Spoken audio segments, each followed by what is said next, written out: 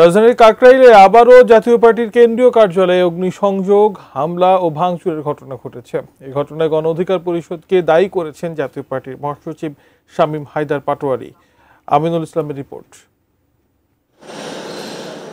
শুক্রবার সন্ধ্যা ৭টার দিকে রাজধানীর কাকরাইলে জাতীয় পার্টির কেন্দ্রীয় কার্যালয়ে হামলা, ভাঙচুর ও অগ্নিসংযোগের ঘটনা ঘটে।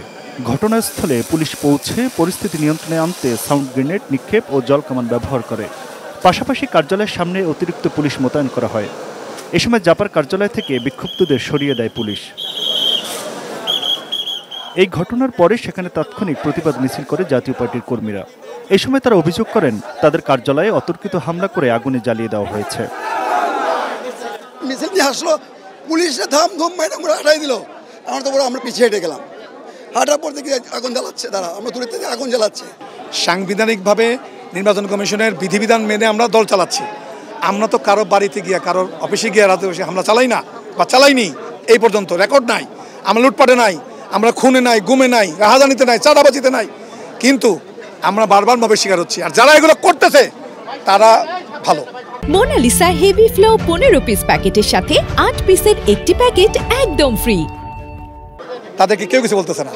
এরপর সেখানে আসেন দলের মহাসচিব শামীম হায়দার পাটোয়ারি। তিনি অভিযোগ করেন গণ অধিকার পরিষদের নেতাকর্মীরা এই হামলা চালিয়েছে।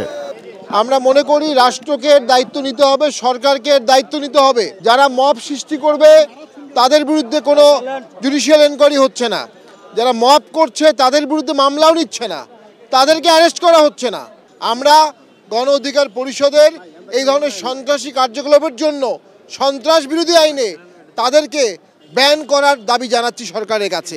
এর আগে বিকেলে গণ অধিকার পরিষদের সভাপতি নুরুল হক নুরের উপর আইনশৃঙ্খলা বাহিনীর হামলার ঘটনায় দায় নিয়ে স্বরাষ্ট্র উপদেষ্টার পদত্যাগ সহ ৩ দফা দাবিতে শাহবাগে জাতীয় জাদুঘরের সামনে সংহতি সমাবেশ করে দলটির নেতাকর্মীরা। সমাবেশ শেষে পল্টনে নিজেদের কেন্দ্রীয় কার্যালয়ের দিকে রওনা হন তারা।